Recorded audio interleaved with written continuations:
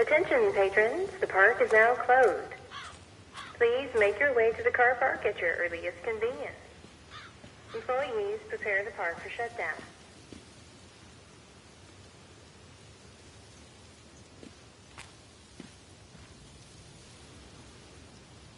Callum was born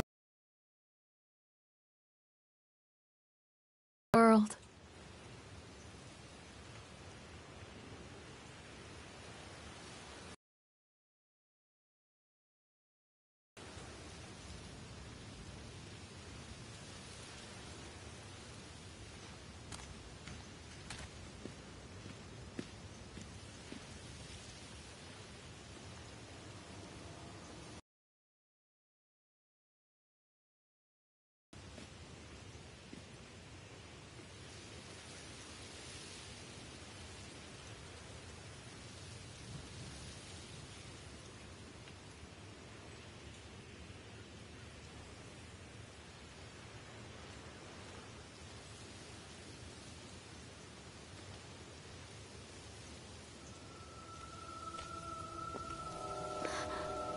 What?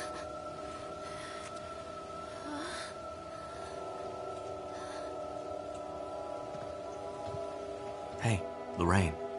Lorraine. Don't blame yourself, Lorraine. People lose things all the time. Take a deep breath and think about the last place you saw your son's teddy bear. Hey, stop! I think your boy just ran into the park. I'll unlock the gates for you.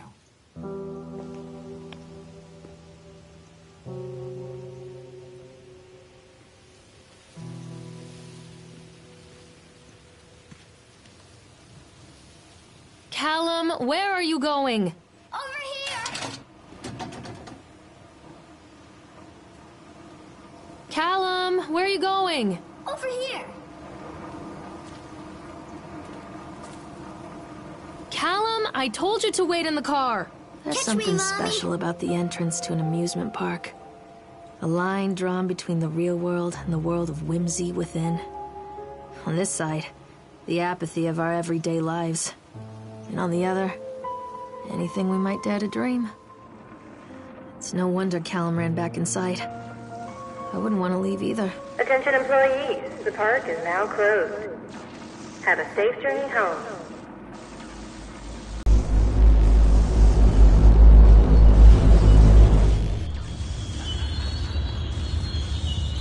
Wait up there for Mommy, Callum.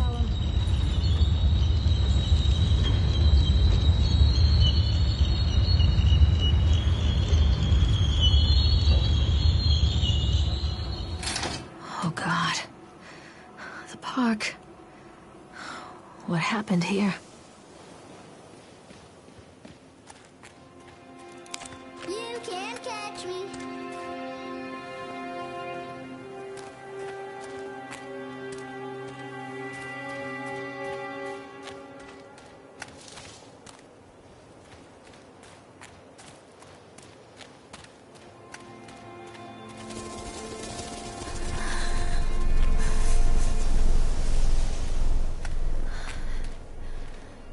Stop! Callum! Over here! Stop, Callum! This way! Callum? Where'd you go? This way, Mommy! Callum, stay where you are! Come on, this way! Come back, Callum. Come on, Mommy!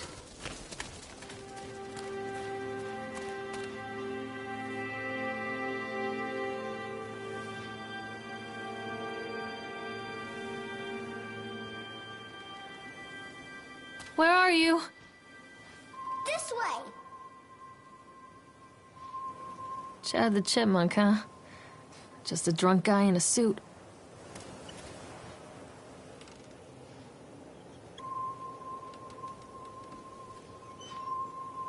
I wonder what this is.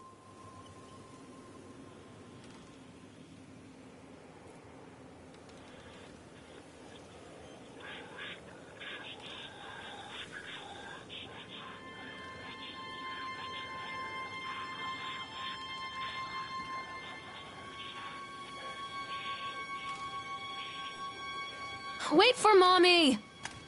Over here.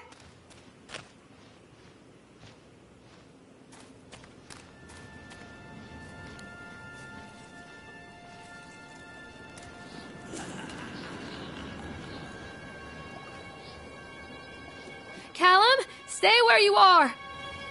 Callum, where are you?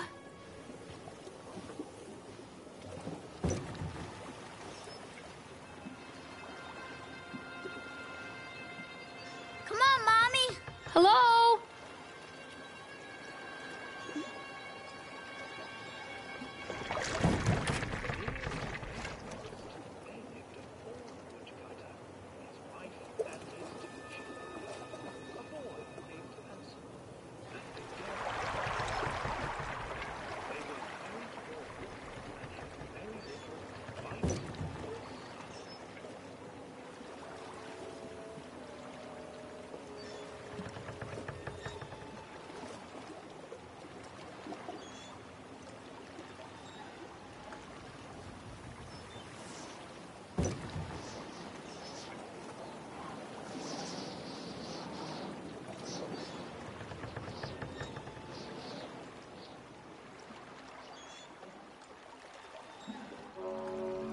Near a great forest, there lived a poor woodcutter, his wife and his 2 children, a boy named Hansel and a girl named Gretel. They were very poor and had very little to bite or sup.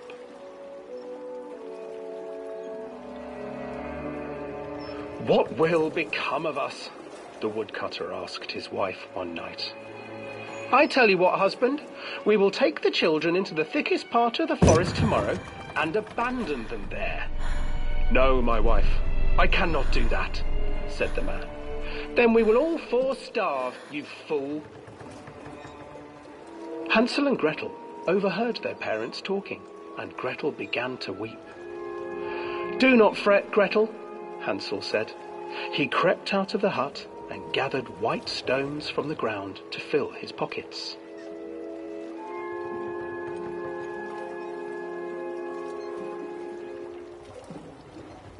The next morning, the woodcutter leads the children into the forest. Before they leave, their mother gives them a slice of bread and warns them that they will get no more food that day. Clever Hansel leaves a trail of white stones behind them as they pass into the woods. When their father leaves them, the children wait a while, then follow the trail back to their parents' house.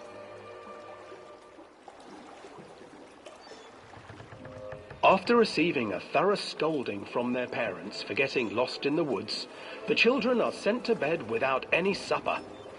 Hansel tried to sneak out and collect more white stones, but found that the door was locked. "Tomorrow I will take them into the woods myself," the wife told the woodcutter. In the morning, their mother gave them a slice of bread and led them deep into the forest once again.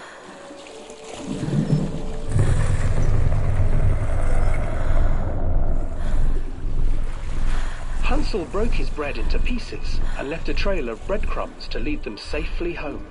But hungry-eyed birds snatched up the breadcrumbs and his trail was destroyed.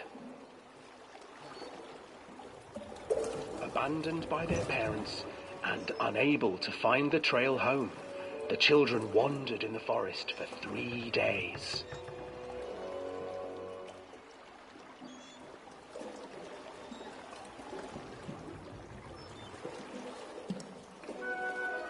The children stumbled into a clearing with an exceedingly strange house. Its walls were made of gingerbread, and its windows were panes of clear sugar. Hansel, desperately hungry, ran forward and began to nibble on the walls.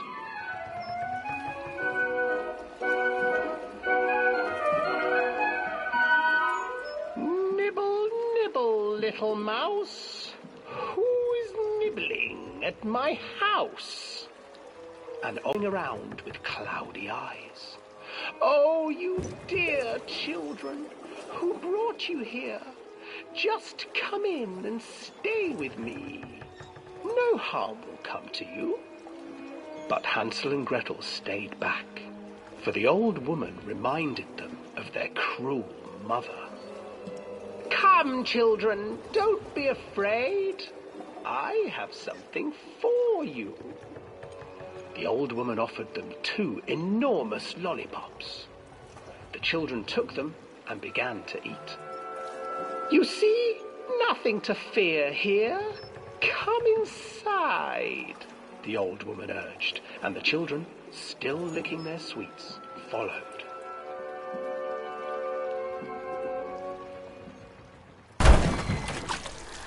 Once inside the house, the old woman changed. She stuffed Hansel into a cage and put Gretel to work, sweeping and cleaning her hut.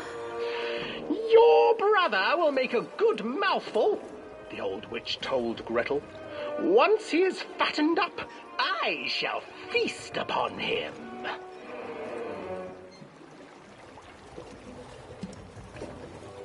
Time passed, and poor Hansel refused to eat, fearing the day that the witch would eat him.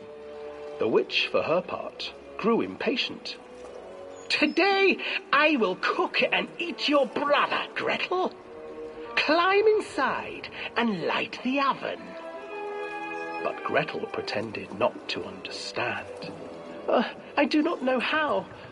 Where is the opening? Fool, the old witch said.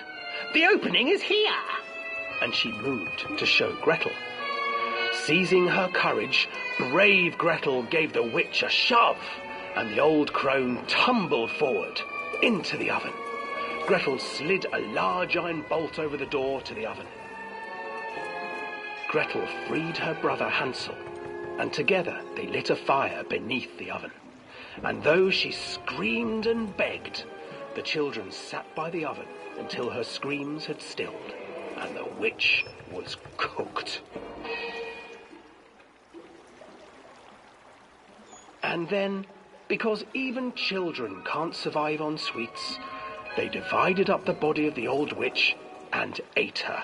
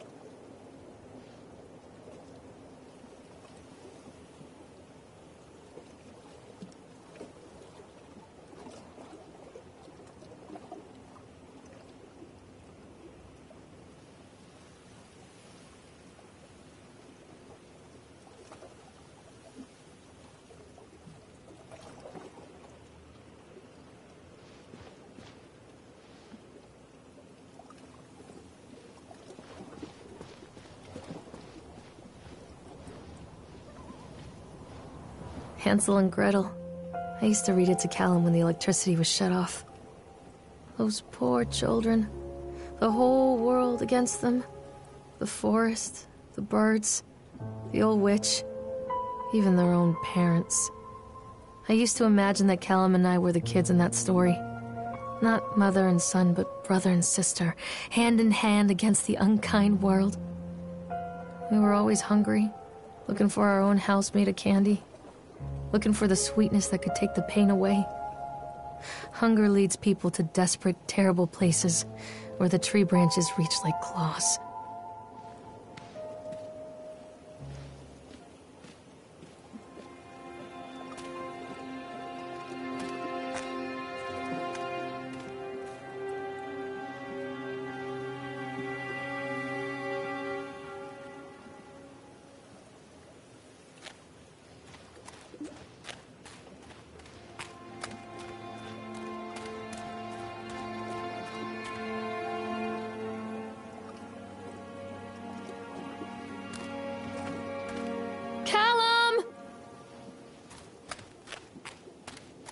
Where did you go?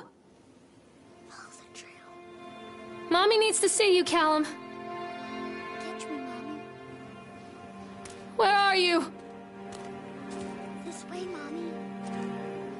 Callum, come back here right now! This way. Callum!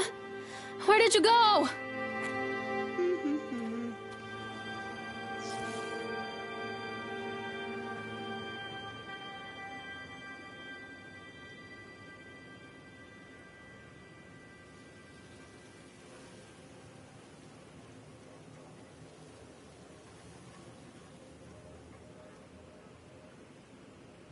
Another accident. This place.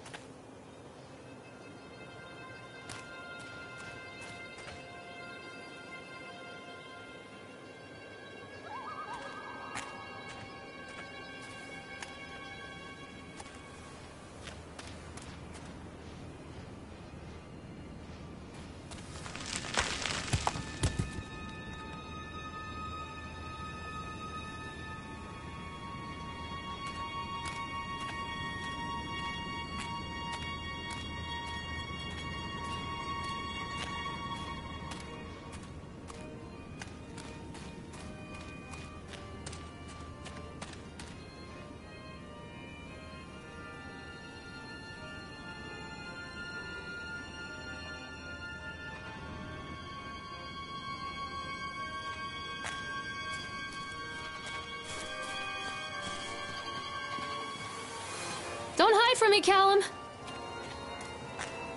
here.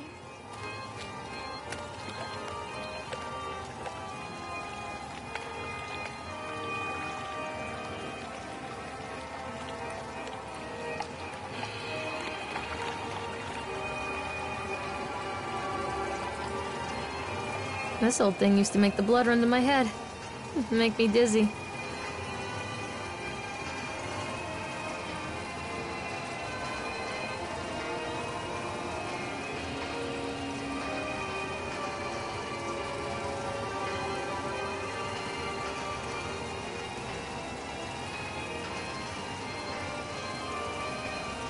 The guy just snapped.